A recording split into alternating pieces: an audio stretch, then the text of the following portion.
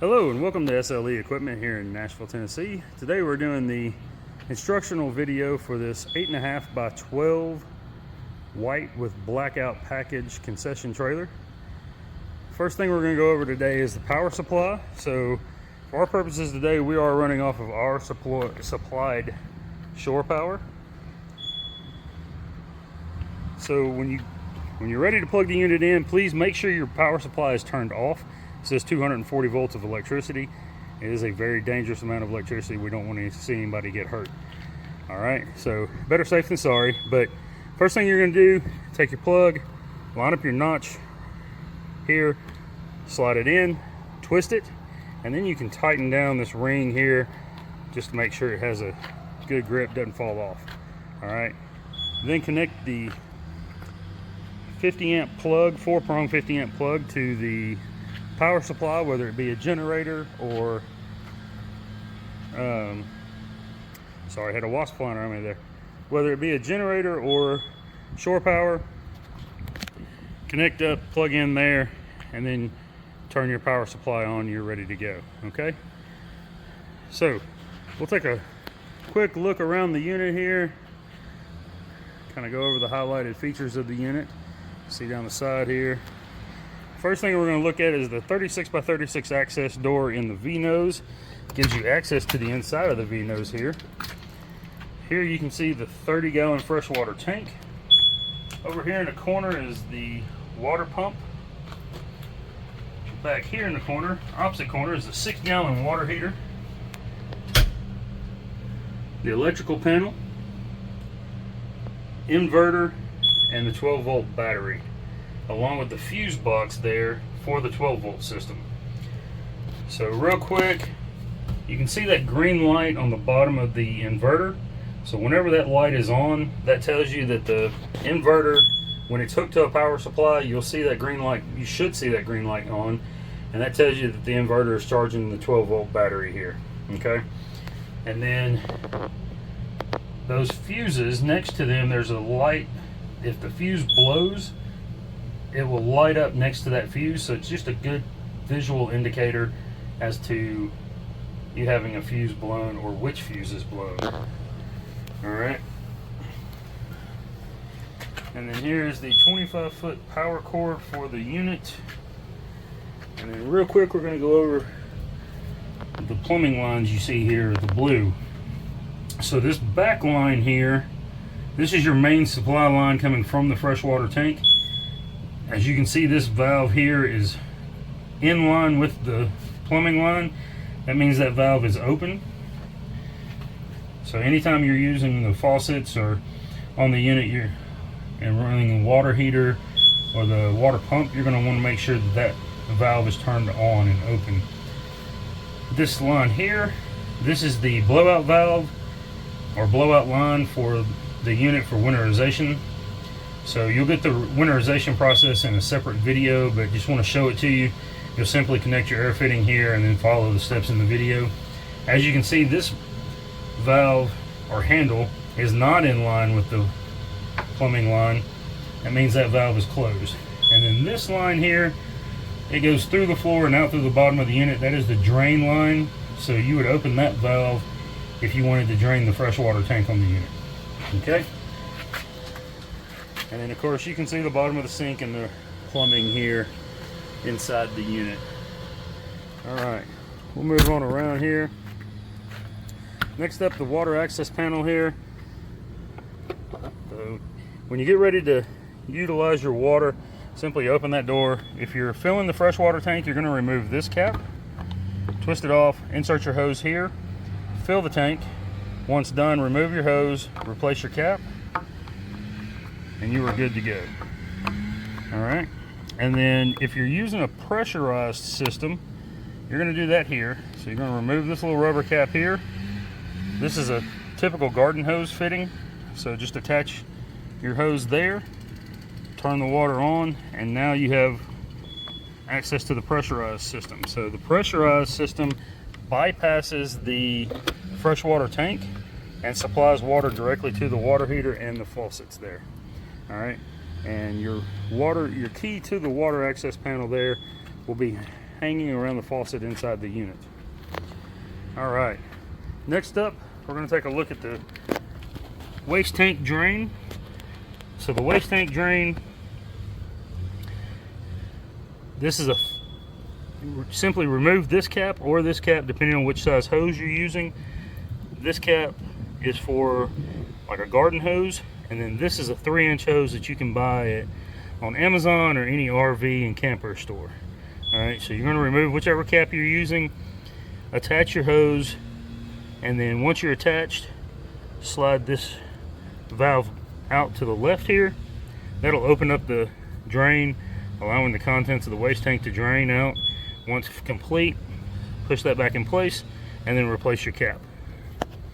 All right, next up we have the 3,500 pound axle with black steel wheels. So quick note here, in behind the hub here, there's a little rubber cap right there. Behind that cap is a grease fitting. Once every 10,000 miles or 1 year, whichever comes first, you're going to want to remove that rubber cap, take your grease gun, connect it to the grease fitting there, and fill that fitting properly. That way it greases up the hubs and the bearings so that you can maintain those in good working order. All right, and we will move on around to the back of the unit here. On the back side here, you see the 36 by 78 inch tall door, LED floodlight above the door, and then down here in the corner is the license plate holder for the unit. Moving on around, here's a look down the side of the unit. You can see the concession window, the 2 lights, floodlights, LED floodlights on either side of the concession window there. Take a closer look at it, at the concession window.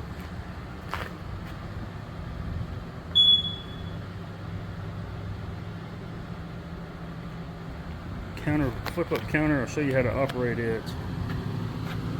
Simply come here, depress one latch down, rest your elbow or arm against the underside of the counter, depress the second latch, and that lowers right down there.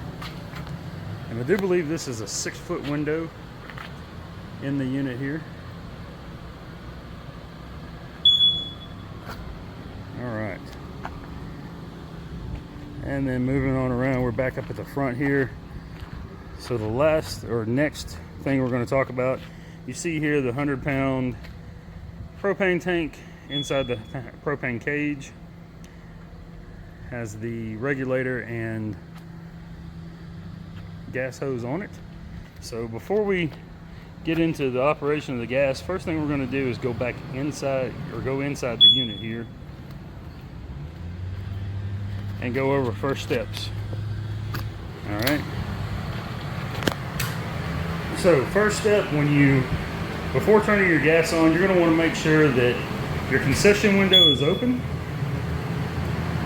After making sure that that's open, come up here, right up here at the sink on the driver's side, you'll see this light switch. That's for your exhaust hood. So you're going to flip that on. As you can see, the lights, the 2 LED lights on the hood, they come on with the hood. You can probably hear that running in the background. So once you open your concession window, turn on your exhaust hood, next thing you're going to want to do is check the knobs on your appliances, make sure that they are all turned off and in the off position. Once we're certain that all the knobs are in the off position, we're going to exit the unit, come back up to the front here, and we'll turn on the gas now.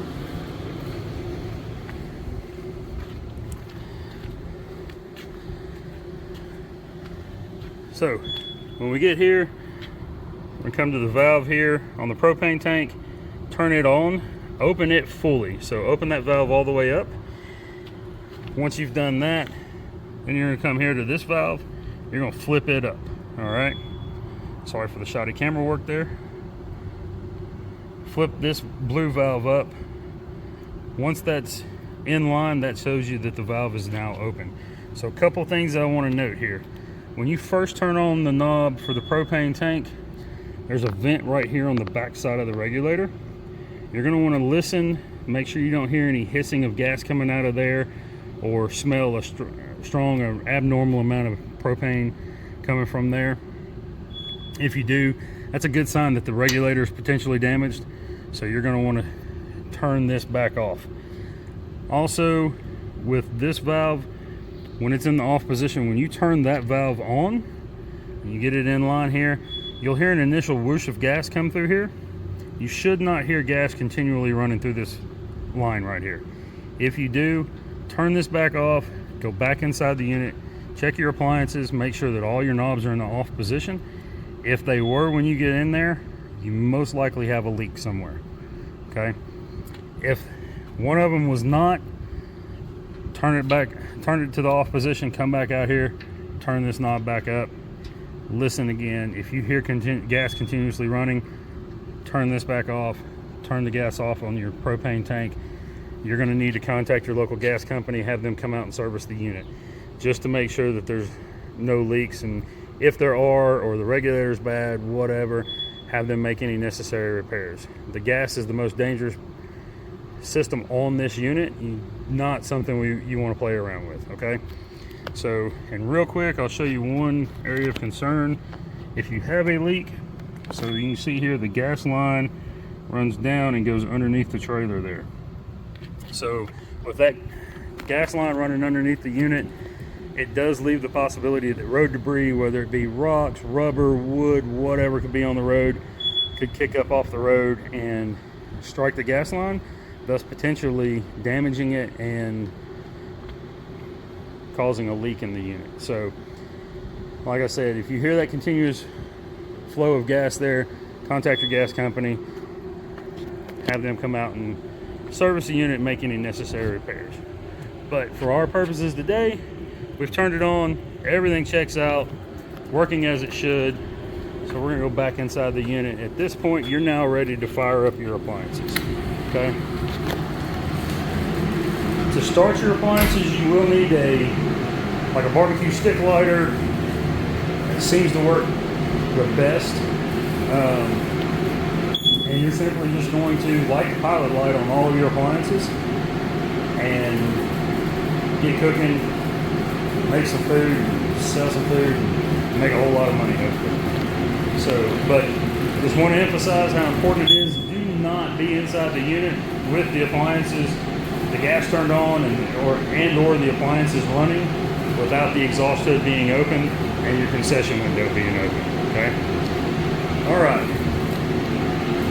let's go over this exhaust hood real quick. So, as you can see here, you have 3 grease filters in the exhaust hood.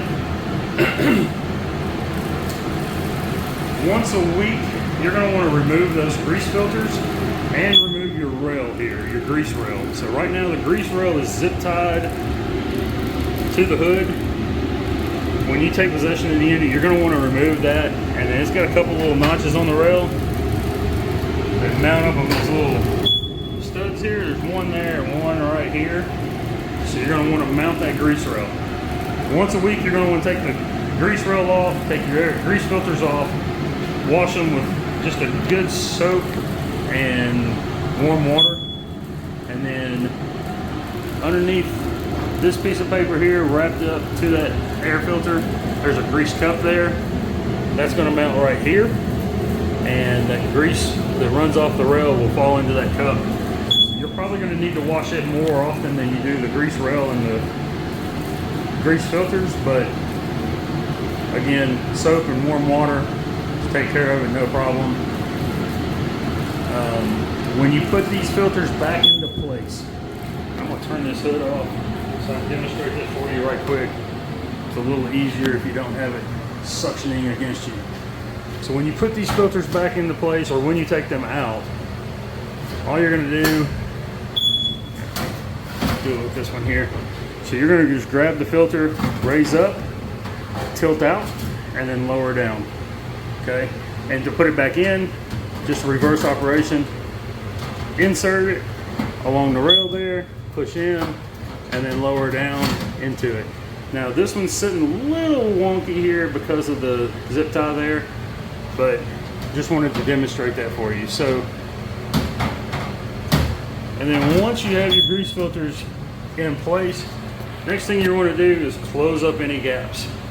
All right, just make sure that those gaps are as tight as possible. I'll show you what a good gap looks like right here in between these two. All right, and make sure you don't have any gaps on your ends there. And once you've done that, you're good to go with your grease filters. All right. Next thing we're going to talk about is the fire suppression system. See the 3 hoses there. See it running all down the wall here. So here's your tank up on the V-nose, on the shelf in the V-nose there. And then down here on the wall is the control head. If for some reason you were to need to manually discharge the fire suppression system, you do that simply by grabbing the ring here. Much like a fire extinguisher, give a good firm pull, breaking this little seal there. Take the handle, push it up to the left there. This will move from set to fired. As soon as you push this up, you're going to want to exit the unit, okay? You don't want to be inside the unit when that system discharges. Alright, here's the tag showing where the unit was, or when the unit was installed. Alright. Next thing we're going to go over, this beeping that you hear in the background, just beeped again on cue. So this is the carbon monoxide alarm and explosive gas alarm. This comes standard with every unit we sell that has a gas package in it. So the LB that you see flashing there simply means the low battery. The battery for the unit is, or for the alarm, is right there. I don't like to install those, otherwise it'll be useless by the time you take possession of the unit. So I'll show you how to install it here in just a moment. The 0 flashing there means it's not picking up any carbon monoxide, all right, which is a great thing. That's what we want. All right, next up, you see the shelf there in the V-nose, upper shelf, and then the lower shelf there. Have the 3-bay sink, and then over here beside it, the hand wash station. Right down below here, that little button there, or switch there, is the on-off switch for the water pump. And then these cabinets here, they give access into the V-nose. You can see the water heater, things around. So that's just to access, both of those give access to the V-nose there, all right? Right down here on the floor, this is your ABC and Class K fire extinguishers. Those come standard with the gas package, or the fire suppression package, I'm sorry. So the Class K extinguisher is required in every commercial kitchen, and then the ABC is just a good all-around fire extinguisher. So those are there. I will probably move those to the sink for transport once you take possession of the unit there. So you can see the key hanging here for the water access panel. Alright, we're going to demonstrate this water here.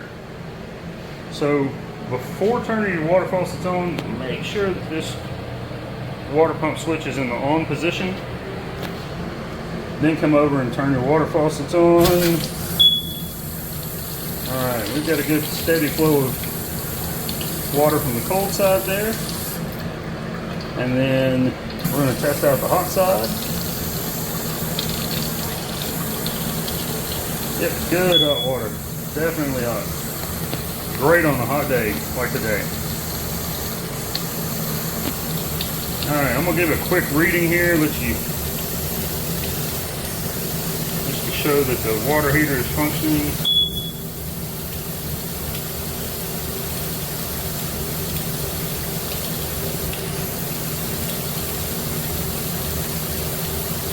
.120 is what I like to see. It's not been plugged in as long as I like to have them, but it looks like it's going to get there, oh yeah, easily. So up to 120. Right now that thing is set to max, so you want to adjust that to whatever temperature you desire. I set it to max just so that it heats the water as quickly as possible. So real quick on that water heater, as you can see here, or as you saw with that side, and I'll show you on this side too, you see that good steady flow of water? That's what you're looking for before you plug your water heater in. Please, before you plug your water heater in, come in, turn on the hot water side on your faucet, both sink or hand wash sink and the regular 3-bay sink. Just make sure all the air is out of that line and you've got this good steady flow like this. When you see the good steady flow like this, that tells you that your water heater is full and you do not risk burning up an element like you do if that water heater is empty when you plug it in. So once you've got that good steady flow, either reach under through the cabinet here or go into the V-nose access panel, plug that water heater in, heat up your water, you're ready to go. All right. And I suggest to everybody when I do these videos, make it a habit at the end of the day when you shut everything down, unplug that water heater. That way if a cold front come in and the temperature dropped below freezing and you had to do the winterization process real quick, you may not be thinking about unplugging that water heater. You unplug that water heater because you did it every single time at the end of the day. And when you first enter the unit, after hooking up the power, you come in, you turn the water on, you make sure that water heater's full, then you go in and plug it in. All right, that just greatly lessens the likelihood that you're going to have to replace a heating element or replace the entire water heater. Okay, so trying to help lessen costs as much as possible here. So, all right, let's look at some other features on the unit here. So you see the aluminum mill walls all the way around the unit. All right. Right here by the entry door at the back of the unit is the 2 switches. One controls the lights inside the unit. The other one controls the LED lights that shine out the back, and the 2 next to the concession window there. Okay. Got a few plugs around the walls here. We'll check those right quick. Let you see those working. These 2 lights together means the plug is functioning properly. That's good.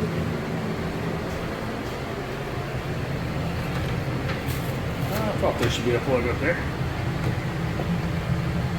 That one's good. We know this one's working from that thing chirping. That one's good. And that one's good. All right. Unit does have the rubber coin flooring. We have an LED light here toward the back, one up at the front, and then you can see the AC and heat unit. On this AC and heat unit, this first switch up here, that's your off switch and your on-off switch. So you have off, high cool, low cool, high heat, low heat, high fan, and low fan. And then the second switch back here, that is your temperature switch, so that you can have it max cold, max heat, or anywhere in between, however you choose. All right. This switch right here and this switch right back here, those are directional switches. So when they're fully switched in like it is now, in toward the center of the unit, that tells you that that end is open.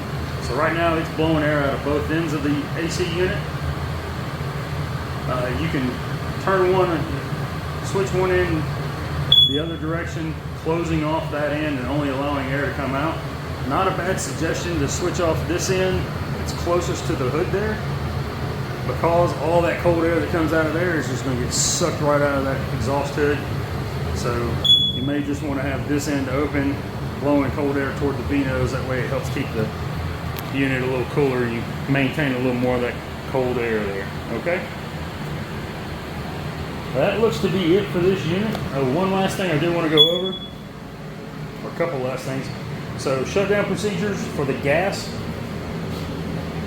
For the gas, it's basically you're going to do the same things, just in opposite order almost.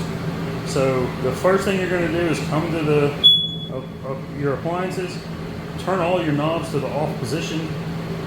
If you're running fryers, they have pilot light that's on a knob. You'll need to turn that from the on position back to the off position, and then verify that your pilot light goes out. If you're running any kind of griddle or charbroiler or stock pot, anything like that, all of those things usually have a free-flowing pilot light, so that pilot light will extinguish itself once you shut the gas off to the unit. But you want to make sure that all your knobs are in the off position. Exit the unit, go out to the front, turn your valve off. We'll walk out here and check that now.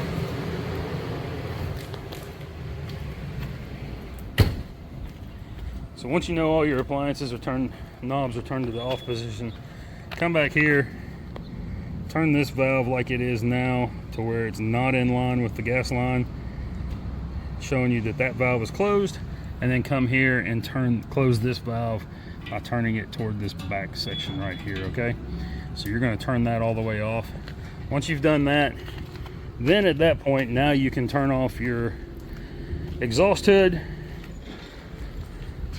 Once you know, and well, so once you've done that, then come back in, check your appliances again, just verify that your knobs are still in the off position and all your pilot lights have gone out. Then at that point, you can shut off your exhaust hood and continue on with your cleanup and shutdown procedures for the rest of the day, okay? Again, I do advise that you unplug the water heater at the end of the day. And then here on the door, the last thing we're going to go over, this is some general safety guidelines and procedures for your concession trailer. It has startup procedures here, then shutdown procedure here, and then before transit. So before transit, you're checking things like making sure your lug nuts are tight, you have air pressure, the proper amount of air pressure in your tires, and your brake lights, blinkers, all that works properly as it should. Okay? All right. Well, we hope you enjoyed the unit. Thank you for doing business with SLE. Have a great day.